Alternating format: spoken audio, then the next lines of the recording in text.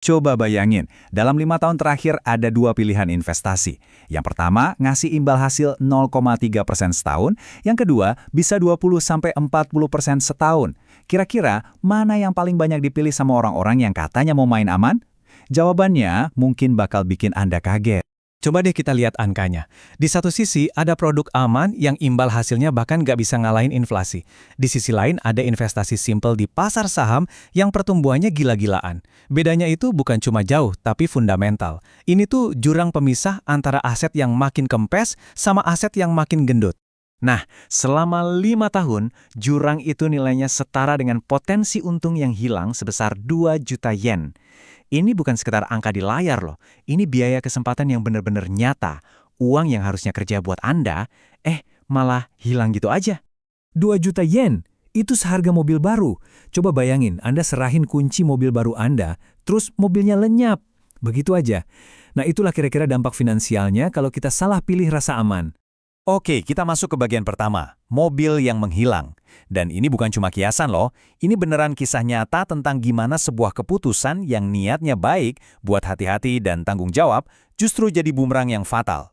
Pertanyaan besarnya kan, gimana ceritanya hal ini bisa menimpa orang yang justru berusaha super hati-hati? Kalau ini bukan soal kebodohan atau kecerobohan, terus apa dong masalahnya? Yuk kita coba pecahin teka-teki ini. Bagian kedua, informasi versus situasi. Nah, di sini nih kita bakal bedah sisi psikologis di balik pilihan yang kelihatannya aneh banget ini. Nah, ini dia nih kuncinya, sesuatu yang sering banget kita lupain. Ternyata, manusia itu nggak bikin keputusan cuma modal data dan fakta doang. Kita bertindak berdasarkan situasi, konteks sosial dan emosional di sekitar kita. Jadi, situasi itu kayak gimana sih? Coba bayangin skenarionya ada sales yang super ramah datang ke kantor Anda. Terus Anda ngelihat teman-teman semeja pada tanda tangan formulir. Tiba-tiba ada tekanan yang nggak kelihatan kan? Wah, masa gue doang yang nggak ikut? Lalu mereka bisikin kalimat sakti. Investasi itu ribet dan nakutin, tapi yang ini dijamin aman. Nah, fenomena ini namanya adaptasi sosial.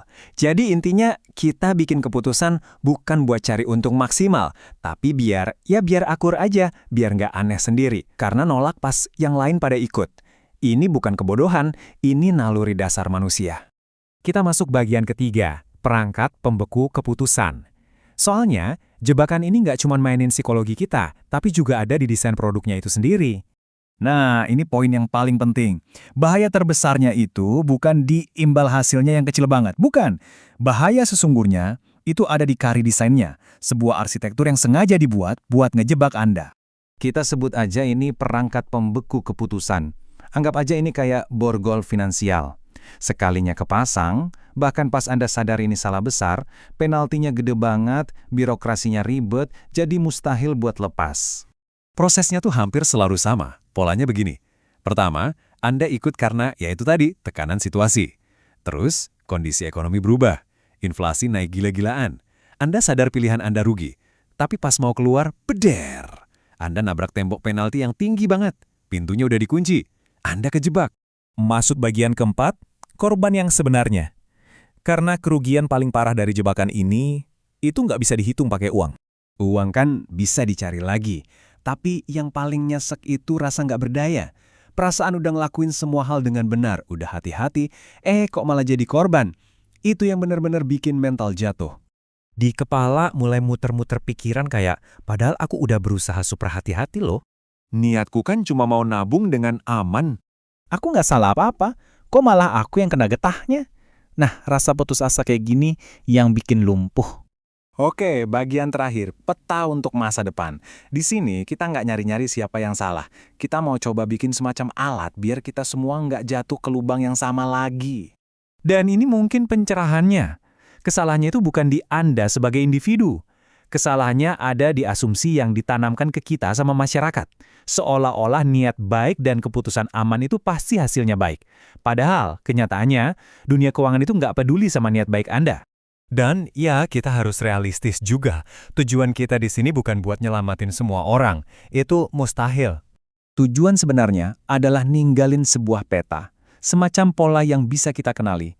Jadi nanti, kalau ada orang lain yang ngadepin situasi mirip, alarm di kepalanya bunyi dan dia bisa langsung sadar. Ah, ini dia nih jebakannya. Jadi pertanyaan terakhir buat Anda. Lain kali kalau ada produk yang dibungkus dengan janji keamanan, didorong sama tekanan teman-teman, muncul di depan Anda, kira-kira Anda bakal ingat peta ini dan punya kekuatan buat bilang, tunggu dulu,